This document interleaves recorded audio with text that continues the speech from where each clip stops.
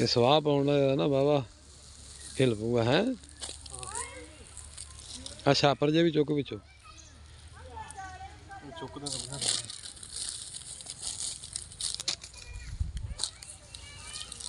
ਖਿਲਾਰਦੇ ਥੋੜਾ ਥਾਂ ਰਹਿ ਗਿਆ।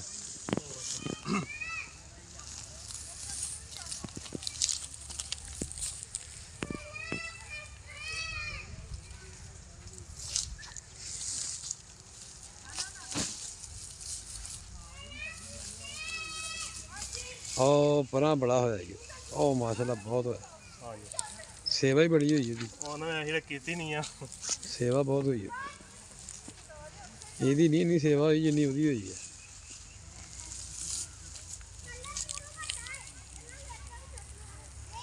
ਪਰਲੇ ਪਾਸੇ ਵੀ ਖਿਲਾਰਨਾ ਉਹ ਤੇ ਹੁਣ ਫੇਰ ਖਿਲਾਰ ਦਾਂਗੇ ਨਾ। ਫਿਲਹਾਲ ਇੱਕੋ ਇਹ ਤੇ ਆਹ ਬਥੇਰੀ ਆ। ਹਲਕੀ ਹਲਕੀ ਪਾ ਦੇ ਉੱਤੇ ਵੀ। ਕਿੰਨੀ ਪੈਣੀ ਉਹਨੇ ਪਾ ਦੇਵਾਂਗੇ ਨਾ। ਅੱਛਾ ਇਹ ਤੇ ਹੋ ਗਈ ਆਹ ਇਹ ਜਿੰਨਾ ਘਾਹ ਪੂ ਸੀ ਨਾ ਫੇਰ ਵੀ ਬੱਚਤ ਹੋ ਗਈ ਆ। ਹਾਂ ਮਾਸ਼ਾਅੱਲਾ ਕਾਫੀ ਹੋ ਗਿਆ। ਹੁਣ ਮਰ ਗਿਆ, ਖੈਰ ਹੁਣ ਨਹੀਂ ਹੁੰਦਾ ਘਾਹ। ਇਹਨੇ ਹੁਣ ਤਾਂ ਘਾਹ ਮੁੱਕ ਗਿਆ ਕਿ ਨਾ ਸਫਾਈ ਹੁੰਦੀ ਤੇ ਫੇਰ ਤਾਂ ਗਿਆ ਸੀ ਇਹ।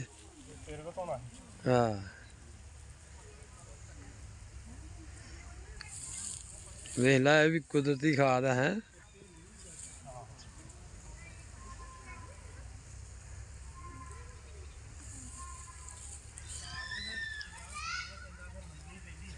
ਲੋ ਜੀ ਆ ਜਿਹੜੀ ਆ ਸਵਾਹ ਆਪਾਂ ਪਰਾਲੀ ਸਾੜਦੇ ਆ ਘਰ ਰੋਟੀ ਪਾਣੀ ਜੇ ਬਣਾਈਦਾ ਥੱਲੇ ਲੋਹ ਦੇ।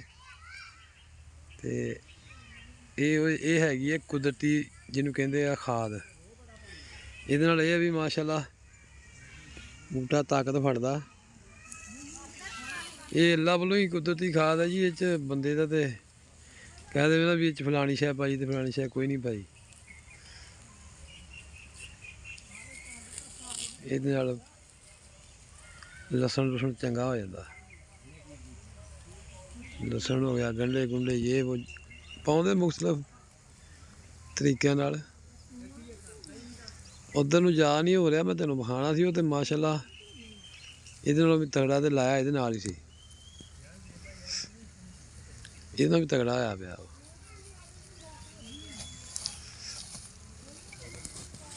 ਲਓ ਜੀ ਕੰਮ ਇੰਨਾ ਹੀ ਕੰਮ ਸੀਗਾ। ਆਹ ਛਾਪਰ ਫੜ, ਆਹ ਛਾਪਰ ਫੜ, ਆਸੇ ਆਸੇ ਗਾਰਾ ਵਿੱਚ ਵੇਖ ਕਿੰਨੇ ਕਾਗਜ਼ ਆ। ਇਹ ਫੜ ਸਫਾਈ ਹੋਵੇ। ਇਹ ਸਵਾਹ ਦੇ ਵਿੱਚ ਹੀ ਆਏ ਆ।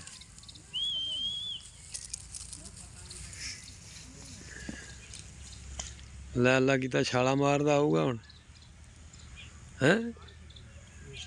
ਆਹ ਜਿਹੜਾ ਕੋਠੇ ਦੇ ਪਿੱਛੇ ਨਾ ਬੜੀ ਮਿਹਨਤ ਹੋਈ। ਬੜਾ ਵੇਖ ਲਾ, ਧਿਆਨ ਨਾਲ ਉਂਗਲ ਉਂਗਲ ਉੱਚਾ ਹੋ ਗਿਆ। ਬਹੁਤ ਮਿਹਨਤ ਹੋਈ ਉੱਤੇ।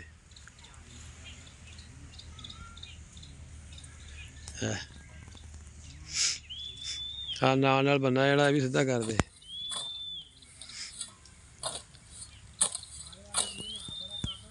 ਹੈਂ ਮੈਂ ਕਿਹਾ ਵੀ ਸਿੱਧਾ ਕਰਦੇ, ਇੱਥੋਂ ਘਾਹ ਘੂ ਜਾ ਪੁੱਟ ਦੇ।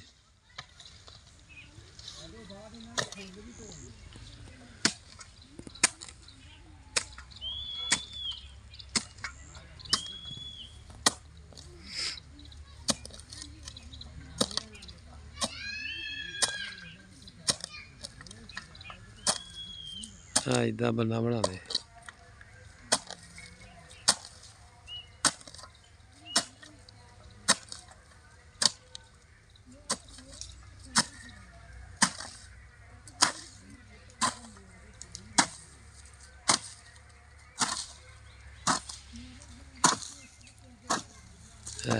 ਬੰਨਾ ਸਾਫ ਹੋ ਗਿਆ।